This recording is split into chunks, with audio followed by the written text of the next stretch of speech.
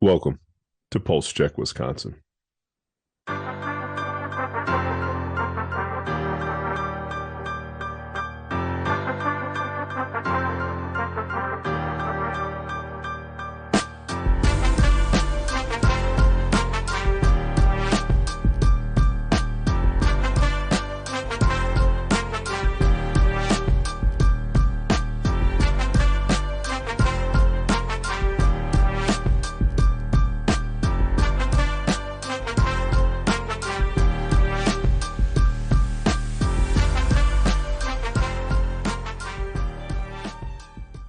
We have Nurse Erica here with us. Thank you so much for being with us. A lot of my colleagues hit me to your Instagram page and all the videos, all the things that you're doing, all the amazing things in healthcare. But for those listeners that may not be as familiar with this, with you, can you give us a little bit of information about yourself? Sure. I'm a registered nurse. I always say I've been working in nursing since about roughly the Jurassic era, since right out of high school as a CNA and then eventually RN. Added some alphabet soup behind my name along the way, lots of certifications. My background is primarily pediatrics, pediatric oncology, everything peds related. And then I eventually transitioned into management and leadership. And from there, I transitioned into hospice with a focus in pediatric hospice program development. Awesome. And so, a lot of your advocacy and a lot of things that we're seeing coming out of your content that you're putting out is really based in that, all those things that you just talked about, right? All those experiences in different facets of nursing, which is, why I'll tell my nursing colleagues all the time, I'm really envious of you guys to be able to jump from place to place to place, but it really provides you a different context and a different perspective of healthcare, especially when it comes to some of the issues that we talk about that we're going to talk about today. So.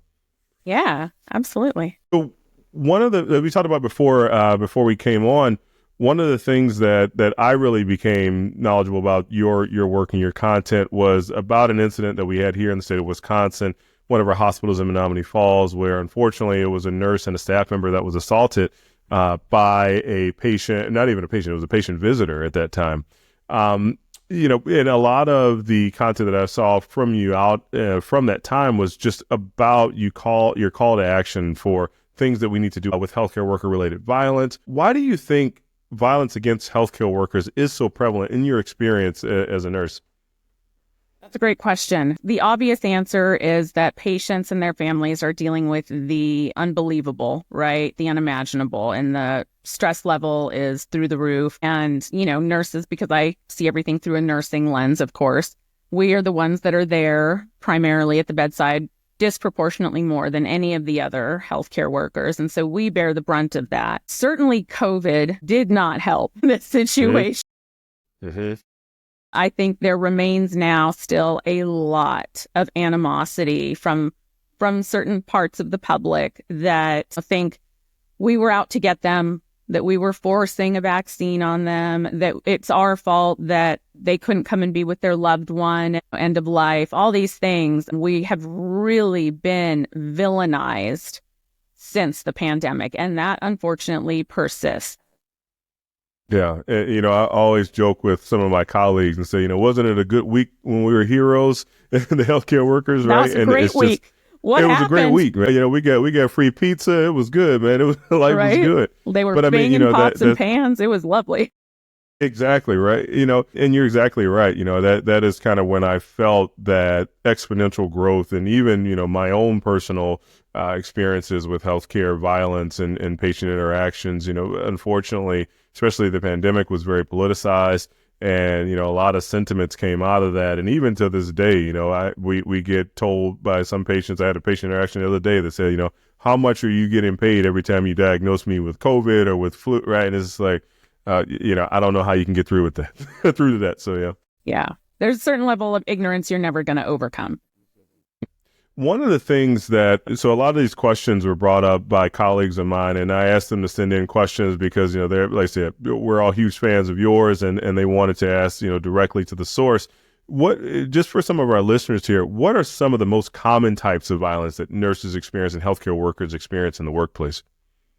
Yeah, it's everything from verbal. That is actually a very overlooked form of violence. Verbal threats going so far as I'm going to look you up on the Board of Nursing website. I'm going to find your address. I'm going to follow you home, and that has happened. And then it's things like spitting, slapping, sexual grabbing inappropriately, hot coffee. That's happened a lot. The burning hot coffee, and they throw it in a healthcare worker's face, strangulation, assault. Absolutely. No one wants to hear it, but homicide and rape does in fact happen in healthcare settings against healthcare workers. And then one that is really overlooked is bodily fluids that are weaponized against healthcare workers. And in my opinion, that absolutely needs to be added to legislation as a form of a weapon. When someone is dangling their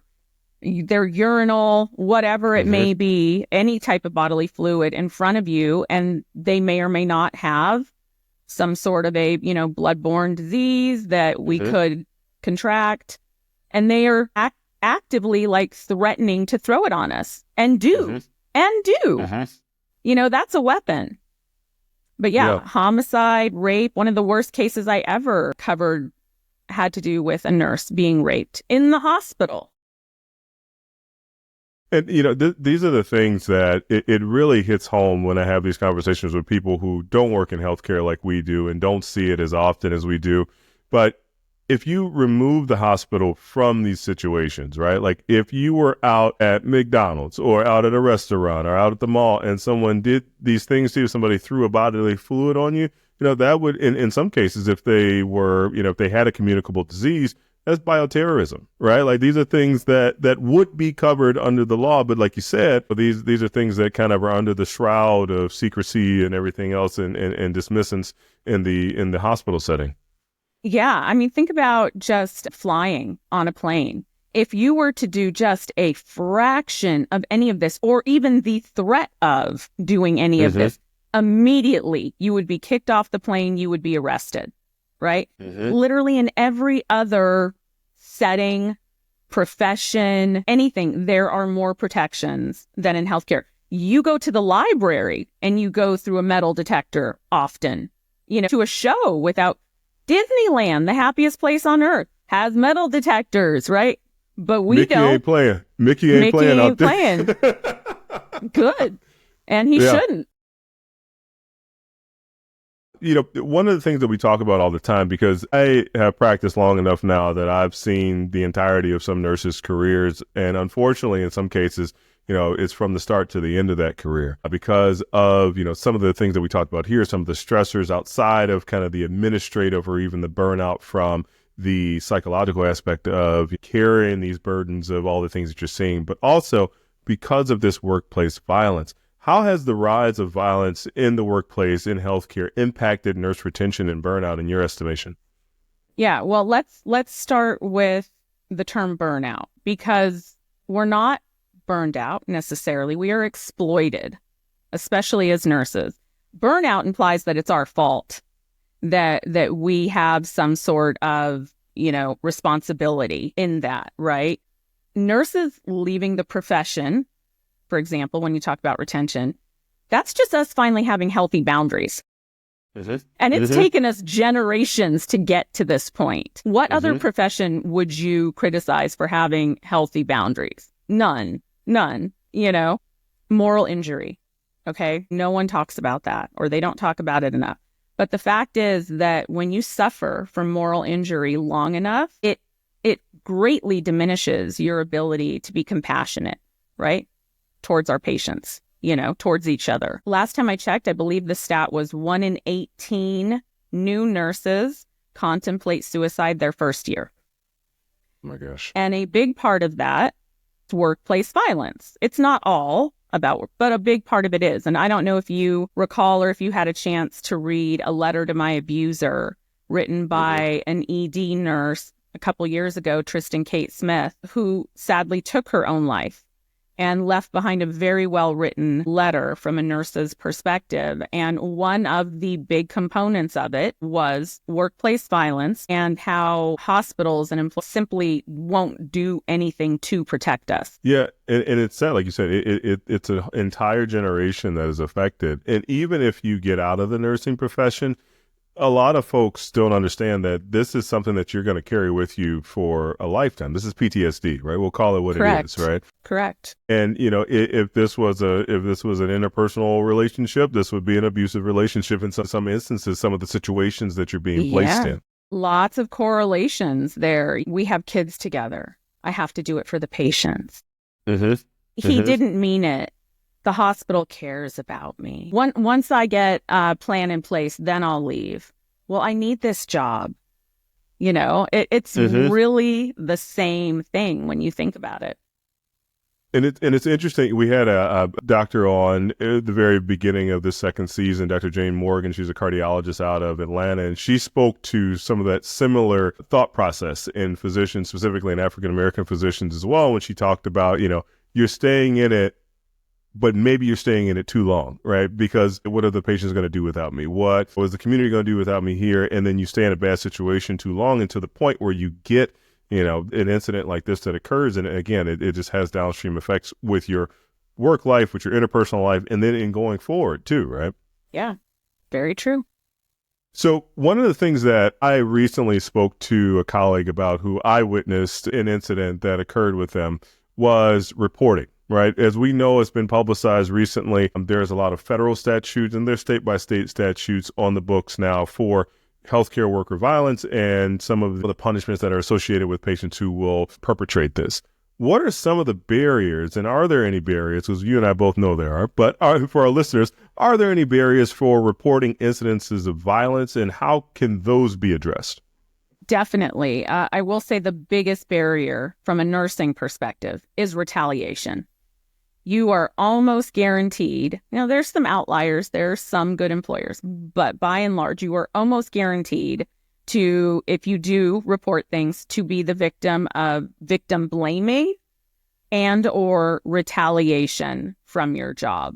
They actively, aggressively discourage us from filing police reports, oftentimes, incident reports. And, it's so common that it's almost a cliche at this point. But when nurses are assaulted, the one thing that they are asked time and again is, what could you have done differently?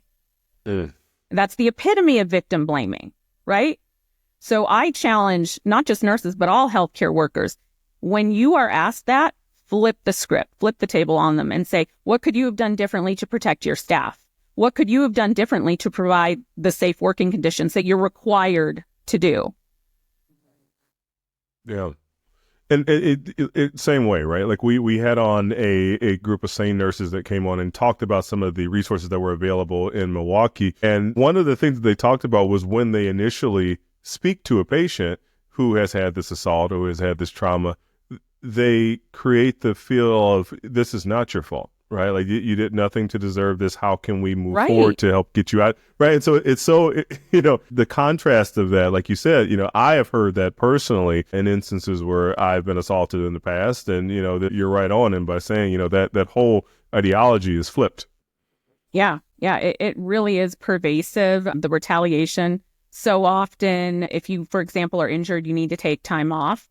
Well, then they find that they use that as an excuse to ultimately terminate you. You've missed too much work. Yeah, I've missed work because I was injured at work where you refused to do anything to protect employees, or they just start writing healthcare workers up, making their work environment so miserable that they eventually quit. The retaliation is out of control. And, one of the questions that was brought up by a good friend of mine who is a nurse here was, how can healthcare workers hold their administrators accountable? You spoke to that, kind of flip it on there, but what are other ways to hold them accountable when they fail to support, filing charges against individuals who harm us or taking it to that next level? You have always got to be working on your paper trail. You have, just the same way that we document to CYA, right? We have to be doing the same thing to document as in a paper trail, so that we can prove that these things happened, right? Because the reality is that reporting unsafe working conditions or safety concerns is considered a protected act. So any retaliation for that is absolutely illegal. You can immediately report that to the NLRB and to OSHA. But can you prove it? And most of the time, they can't. They don't have a paper trail. They had all these verbal interactions. They didn't fill out an incident report. They didn't file a police report. They didn't send summary emails. They can tell you all about it, and we know they're telling the truth, but legally they can't prove it. So you need to always be creating a paper trail. And I always tell everyone, keep copies of it at home. Don't keep it in your work email, because if and when they terminate you, you're locked out of that email before you even know that they're going to. So make sure you have copies at home printed of everything. Get witness statements from anyone that witnessed anything. Send the summary emails. I just wanted to follow up on our conversation this morning in your office where I relayed these following concerns and you responded with. Now, is there an inherent risk that the manager or whomever is going to recognize that as, oh shit, they're trying to create a paper trail? They know what's up? Sure, but what's the alternative? To do nothing? Right. You know? Right. Right. And, it's so interesting to me, too, that in some cases that's seen as like a negative, right? Like, so like you said, if someone that you spoke to who's a superior is now looking at you a certain way because you're keeping a paper trail.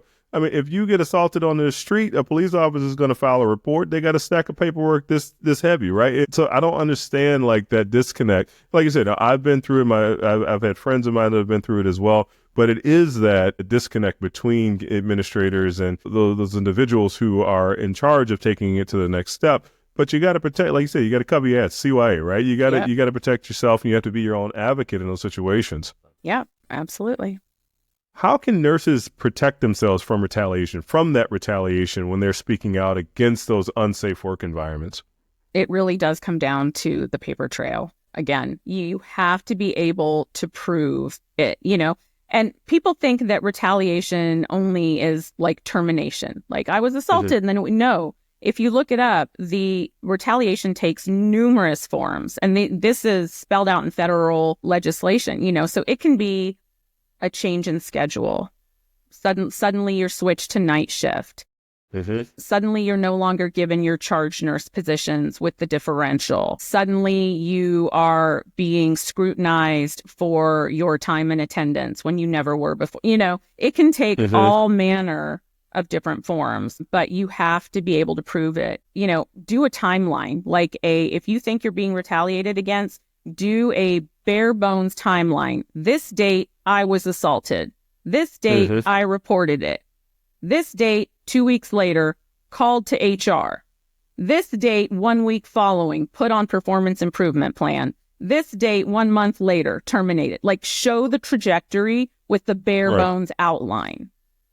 And what, in instances that you have seen be successful, if you've seen some nurses speak out and have been successful at it, what legal avenues were taken? Is it strictly through the hospital, through like the HR department, through wherever? How would you recommend nurses go about it? Lawyer up. And, people hear that and they tune out and I can't do that. I can't afford that. Well, you know what? I've done it. And I was a single mom most of my kids' life. I couldn't afford it either, but I did it anyway. Because sometimes there's a greater good involved. Yeah. Go see the employment attorneys. Most of them will have free consultations. Go see 2 or 3 of them and tell them what happened and then say, do I have a case? And if so, is this a case you would be willing to take? And get the feedback from them. In my experience, those lawyers will tell you the same thing that Eric is telling you right now. Make sure you have that paper trail. Yeah. Right? And a lot of those lawyers are going to request that paper trail as well, so they can have that documentation. They can go back and then they can advocate for you on your behalf. Because, on top of all those things, like you said, Erica, like you were a single mom, you're working full time at that point in time, right? And so you have all these things that are going on. Why not get someone else involved who can take it the next step and to advocate for you in that right? Yeah. So one of the things I played a clip before this episode about some of the new federal and state laws that currently exist to protect nurses from workplace violence. What are some of the ones that you've seen work and not work in recent years? Well, I want to start with we all need to support a pending legislation. It's Workplace Violence Prevention for Healthcare and Social Service Workers Act. It's a mouthful. But this is, it gets reintroduced every congressional session, unfortunately, and they typically don't even vote on it, and it dies, and then it has to get reintroduced with the next session. But we need to get federal legislation passed, because right now we have all the states working in a silo, right? And I think about 29 have laws saying that it's a felony to assault a healthcare worker. However, the vast majority of them have carve-outs with exceptions for anything that they could possibly construe as like an intellectual disability or mental health, anything. And they do. And so even the ones that have it don't effectively have it. Ohio recently passed some legislation for workplace safety. A lot of the states claim that they have laws, but what it comes down to is they'll have like a guidance or a statement, or something minuscule that says, okay, well, the employer is required to report these incidents to OSHA within these timeframes. Okay, great. But what's that doing to help me now? Mm-hmm. You know what I mean? So in my opinion, it needs to be a felony. There are some people that disagree with that, and they say, we need to focus on prevention. I think we need to do both. Mm-hmm. Knowing that it's a felony nationwide would absolutely be a deterrent to a lot of this, just like they're not going to do that to a cop because they know it's going to come down so hard on them, right? It needs to be the same for frontline healthcare workers. So we need to focus on federal legislation, not just state by state. It needs to stop having so many exceptions, because let's be real. We're not trying to put 90-year-old Meemaw with Lewy body dementia in prison. Right. Be so for real. We can look at these things objectively, okay? But we also know that a lot of the quote unquote psych patients, or whatever other category you want to put them in, these patients know exactly what they're doing.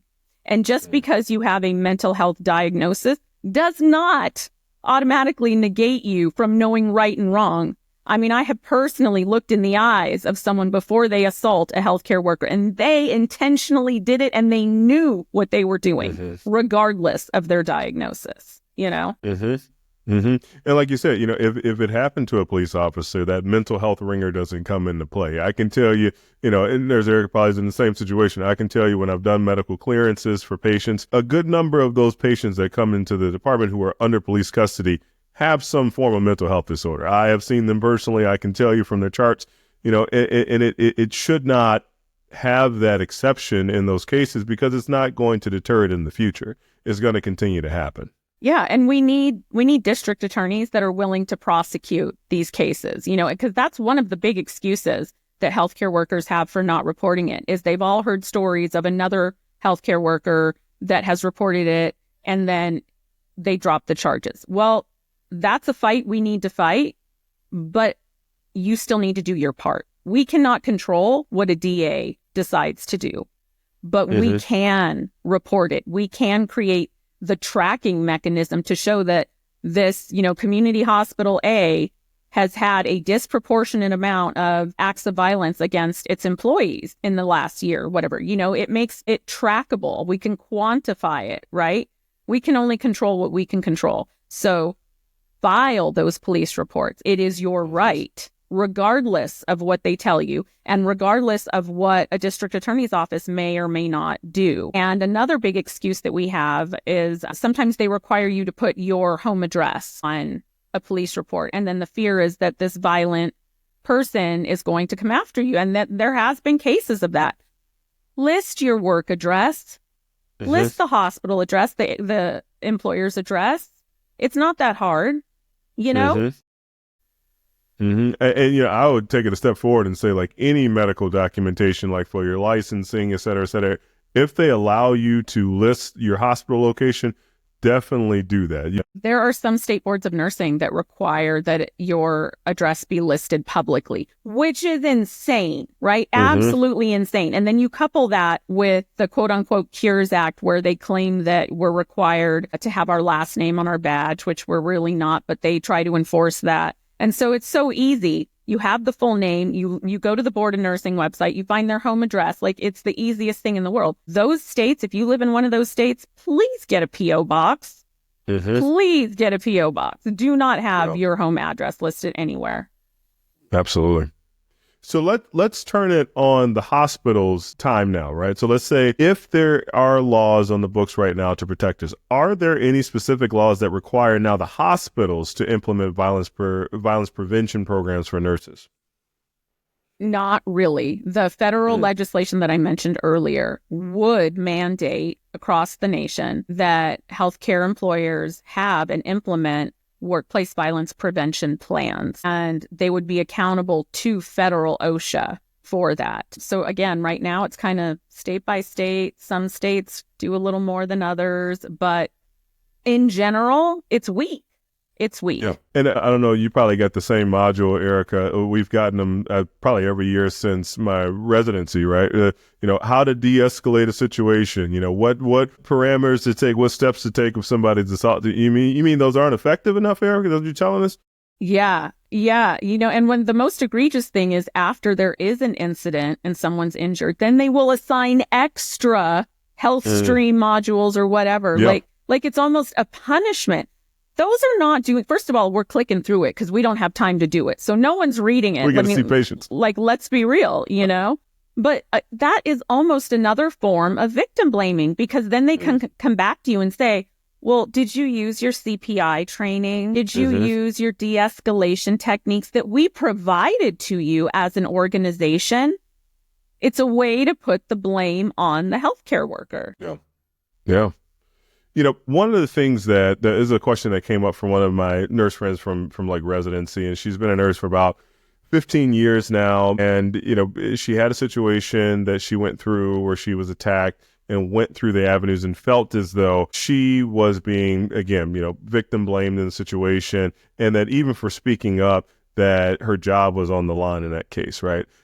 I've heard of other nurses as well over the years being pushed out of jobs or having their careers threatened for speaking out. What advice do you have for nurses who experience workplace retaliation? Paper trail again. I hate to be repetitive, but I mean, it is that's so important. You have to always be thinking in that way. And also, I can't say enough, courage is so important, right? Nurses have a tendency to be very apathetic, and they hate when I say that, but it's true. We have been born and bred through generations of nursing to be that way. You have to have the courage to do the right thing and not just have all the excuses, because if I can do it, you can do it too. You can do the hard things. You can do the scary things. Yes, it comes with inherent risk. Yes, you could experience retaliation, but that should not stop you from doing the scary thing that has a risk, because we know it's the right thing to do. And the thing is, nothing's going to change, right? Like, disruption is what catalyzes change. So if you are not willing to be the disruptor, to put the things in writing, to report the things, to hold employers accountable, then you can expect no change, and you have yourself to blame. Yeah. And, I will push back a little bit on that too, because this is a question that came directly from another friend of mine that said, Nurse Erica has been such a fearless advocate in this space. Could you ask her, how has she managed to stay employed while speaking out so fiercely? I've been terminated for being vocal. I absolutely have, more than once. It has happened to me before I ever started on social media when I was a bedside nurse. That happened to me for simply doing the right thing, for following hospital policy, for being vocal about it, for reporting things. I've been terminated. I fought back and I won. It was not an easy fight or a quick fight, but you can do the hard things, as I said. But it has also happened to me since I have started with this platform for the past 6 years, where I have been terminated from a job because of how outspoken I am And, that's kind of one of my goals, is to normalize that, because retaliation is so prevalent, especially in nursing. And there's a lot of shame attached to that. So you almost never hear a nurse say, they reported me to the board of nursing, or they terminated me, even when they know they did nothing wrong, because there's so much shame attached to it. We need to normalize that. We need to get that out in the open and start talking about it. I did nothing wrong. I was retaliated against. I was terminated. Say it. Say it, But it does not escape my attention that I have effectively painted myself into a corner where I'm not rehireable as a nurse at this point. I am still working, knock on wood. God forbid something happens with my current job, because who in their right mind is going to hire Nurse Erica? You know what I mean? So my advocacy... I'll hire you, Erica, if I had a hospital. They don't allow us to own hospitals anymore. But you know what I'm saying? My advocacy has absolutely cost me professionally. I never knew that it was going to go this far. My platform, this was never a plan of mine. Had I known that me being vocal on this level would mean I could never be a bedside nurse again, I probably wouldn't have done it. That really kind of breaks my heart. As much as I don't want to go back to bedside, the fact that I can't breaks my heart, So I've paid the price professionally for this. Which is just unfortunate, right? Especially, like you said, just for doing the right thing, for advocating for safety in the workplace. No one should have to go to work and think to themselves, is this going to be the last time I'm going to see my family? Is this going to be the last time I'm going to be able to do this work? Am I going to get injured to the point where I'm unable to do my job day to day? My dad was a firefighter growing up, and before every shift he would hug us and kiss us, and because again, it comes with that. You don't know if you're going to come home, and I've found myself in recent years doing the same thing with my kids, right? And it's just unfortunate that that's kind of where we are in a situation that, this is supposed to be an environment that is a safe place. People come to our hospitals when they are in violent situations or being assaulted out in the community for care, for safety. And here we are, we can't even guarantee it in some instances in our own environments. What have you seen any hospitals get it right? Have you seen any states get it right? Have you seen any successful policies or practices that protect nurses and other healthcare staff? I think Wisconsin, from what I understand, is doing something right. They have made it a felony to assault a healthcare worker. They face, I believe it's up to 6 years in prison. Shout out Tammy Baldwin, our senator. Yeah, we're doing. My understanding is that to even threaten a healthcare worker comes with up to 6 years in prison. So shout out Wisconsin, I hear from nurses a lot that claim their hospital, their employer is doing the right thing. And then I always say, great, tell me what they're doing. Well, they put in a metal detector. They put in a metal detector. Yeah. Oh yeah. If in the ED. Through that door. Yeah. Great. Because the average hospital has something like 7, public entrances.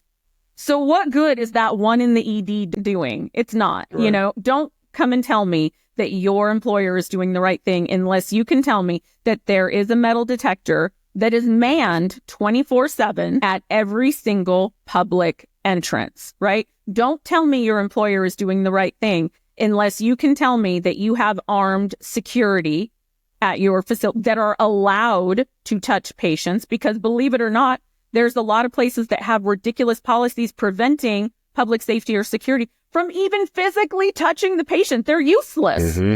Absolutely useless, Don't tell me your employer is doing the right thing unless you are actively encouraged to file police reports and you are supported and you have security outside of the ED. Because let's be real, in the last couple of years, the big horrible incidents weren't even in the ED. They've been primarily in labor and delivery units, for God's sake. No one is safe, So I'm sure there are some outliers that are doing it right. I honestly could not give you a name, though.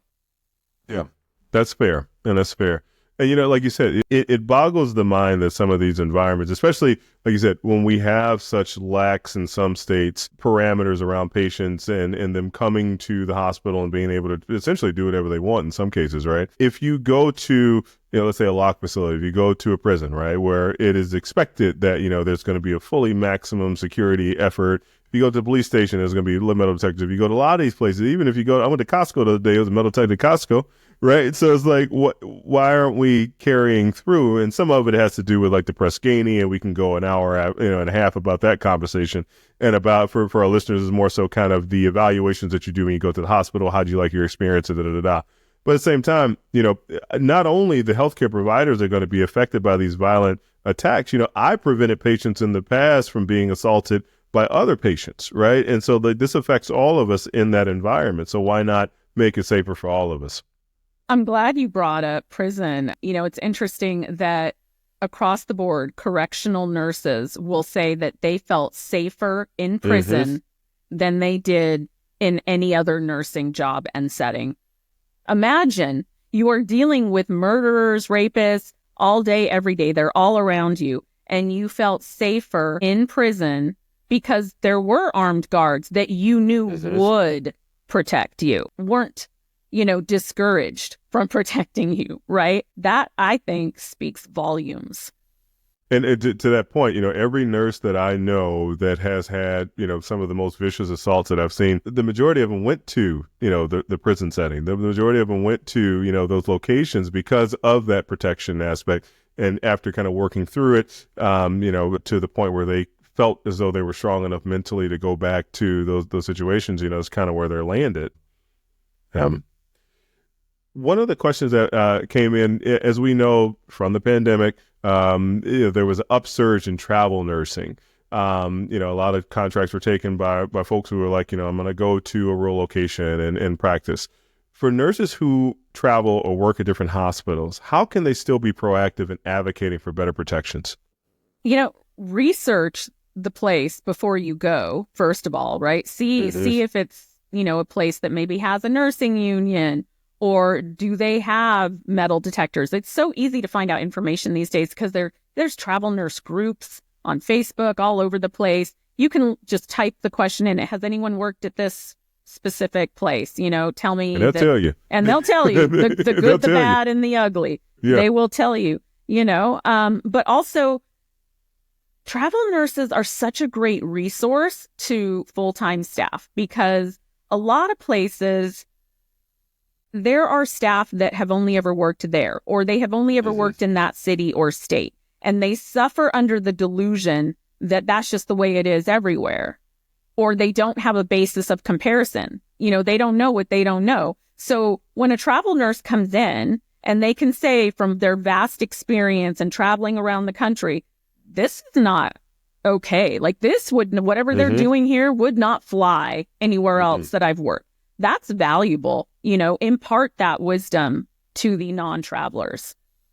Yeah. Yeah. And, like you said, when you're traveling, you're bringing new ideas to different environments. And, I work at, I think at this point, about 14 different hospitals now with our group. And so we bounce from place to place. And a lot of the positives that we have coming out of it is from that. Okay, well, at this location, this is what we do. Maybe we can improve it, right? The pediatric hospitals, this is what we do. Maybe we can save a kid, an ED to ED transfer, just directly admit them, right? So a lot of that comes out of it. Why not this, right? Why not the protections that we can have for our staff and our faculty? Beyond personal advocacy, you mentioned a little bit here.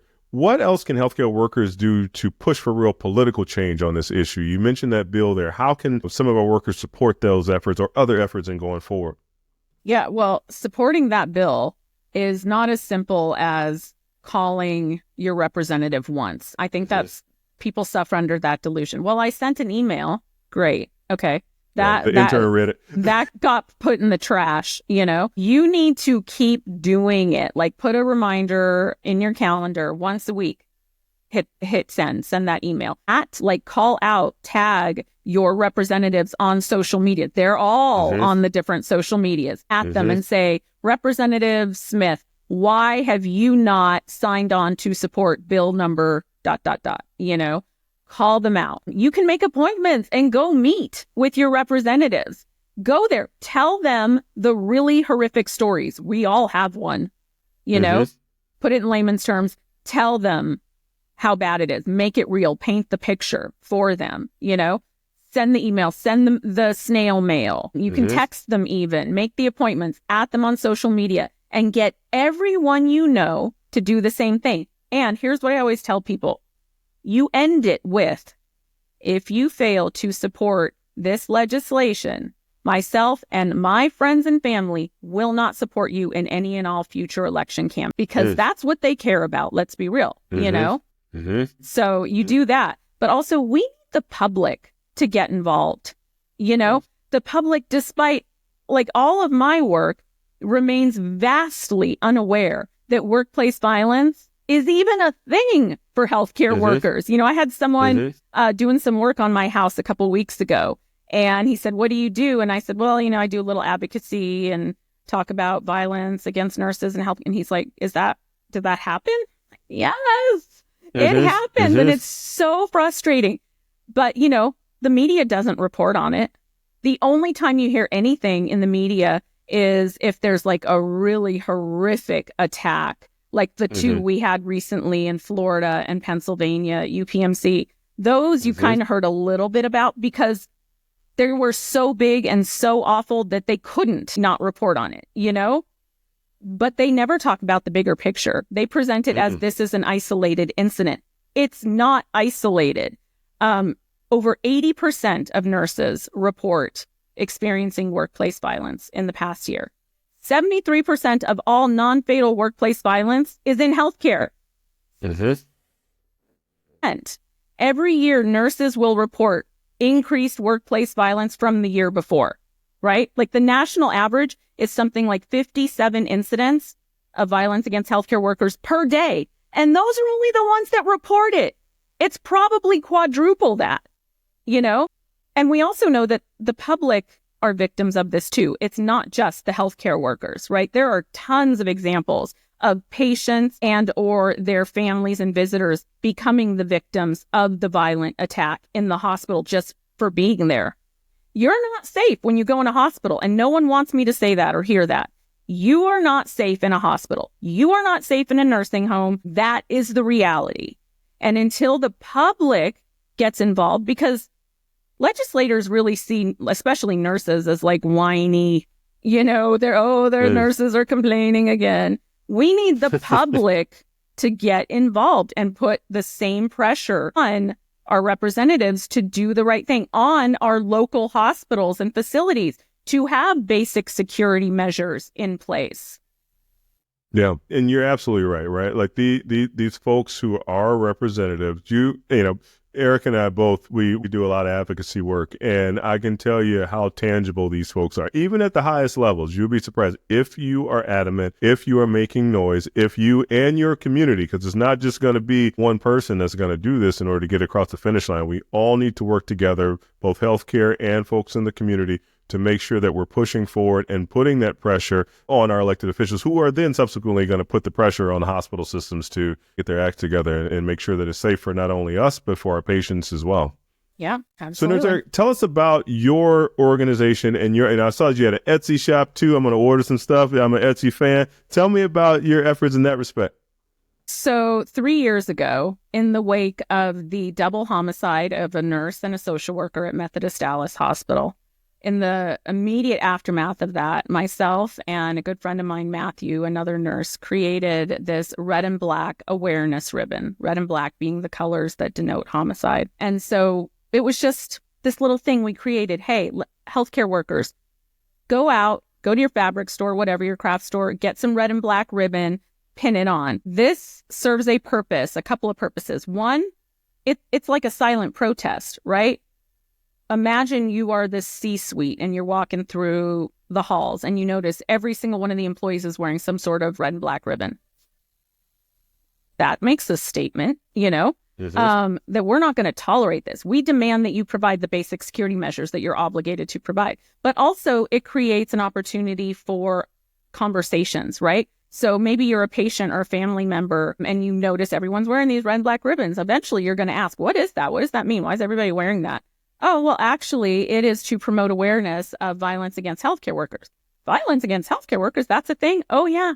Yeah. It's actually like a national emergency at this point. Mm-hmm. And so it sparks conversations and we get to educate people about it. And so people started making ribbons. We purchased thousands of them. We sent them to Methodist Dallas where that double homicide took place. And we started talking about it. And then people, nurses started saying, and healthcare workers, like, it's coming apart. I'm trying to wipe it down with the purple Sandy wipes and it's coming apart. Can you make an enamel pin? So I made an enamel pin and I opened an Etsy shop. I knew nothing about doing any of this, but I did it. So you can go to my Etsy shop. It's The Nurse Erica, Erica with a C, and you can get an enamel pin. And then they said, well, can you make a badge reel? I don't want to wear a pin. So I made one with a badge reel. Nice. And then they said, can you make a sticker so I can put it on my water bottle or whatever? So I made a sticker, and there's t-shirts come in and bumper stickers come in and all these things. But it's really just been a labor of love. Mm-hmm. And I am continually shocked at, this has gone like worldwide, this mm-hmm. red and black ribbon. A couple weeks ago, one of my followers sent me a picture. She had the red and black ribbon tattooed on her arm. Wow. I'm still in shock. I can't wrap my head around that, And if you go on social media, you'll notice a lot of people have it as their profile picture. Mm-hmm. Like, it's really taken on a life of its own, And it really started as an actionable event. Like, we've got to stop just complaining in the break room or at the nurse's station. Yeah. We need an actionable event. So contact your representatives, educate the public, put a ribbon on, do something to keep this conversation going. Yeah, no, absolutely. And thank you for all your efforts in that respect. And I tell you, from this interview here, I can guarantee you there are going to be a lot of folks who are going to be looking for those enamel pins. So definitely just giving you a warning ahead of time. That's okay. That's okay. I've been excited because there's been unions that have reached out to me saying, hey, can you send us like 500, like 1,000? Mm-hmm. Yes. Please pass this out to your union members. That is actually amazing. Yeah. So how can people follow you? How can people follow your efforts? I know there are going to be a lot of folks that are going to want to follow up with this. We'll post some information on the website too, but how can they get in contact with you? How can they follow you? Yeah, I co-host a successful nursing podcast. It's called Nurses Uncorked. And we talk a lot about violence on that podcast. We put a new episode out every week. Been doing it for a couple of years. It's a passion project. You know how much work it is. Oh yeah, it really is. But it's a great medium to have the long form conversations that you're not limited like you are on social media. But you can find me on virtually every social media platform at The Nurse Erica, Erica with a C. My largest platform is TikTok. I think I have about 600,000 followers. I post on there daily. And then on Instagram and Facebook and YouTube, those are the 4 primary ones. You can also find me on like X and some of the others, but I don't post nearly as often. Yeah. And my website, what is my website? NurseErica.com. I did that the other day. I was like, that's a... Awesome. Well, Erica, we're going to, I'm going to wrap it up here, but, for all those that are listening, and let's say, you have a new intern, nurse, you have a nurse first year out, however many years out, what is the one piece of advice that you would give to that nurse who is scared to report workplace violence because of fear of retaliation, or losing her job, or being switched to another shift? What is your advice to that person? Yeah. First of all, please go in with the knowledge that going to work should never be a matter of life and death, right? That is simply unacceptable and you should never tolerate it. And recognize when you are being gaslit or retaliated against. I mentioned earlier courage, but I have to say, if I'm being honest, I'm really kind of at a point after years and years of saying everything and all the advocacy and traveling around the country and giving speeches. I can't teach you courage. That is a choice. It is a choice. It's a hard choice, but it's a choice. And you can do the scary things, as I mentioned, and understand, like I said, disruption is what catalyzes change. So you have to be willing to turn off all of the people that are going to be whispering in your ear saying, there's no point in reporting it. they're going to fire you if you do this. Stop listening to that garbage and just stay true to what you know, that going to work should not be a matter of life and death, and that it is your right to report it. And then you need to proactively always be creating that paper trail to protect yourself. Absolutely.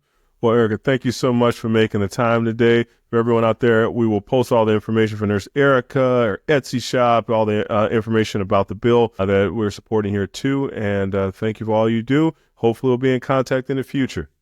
Thank you so much for having me.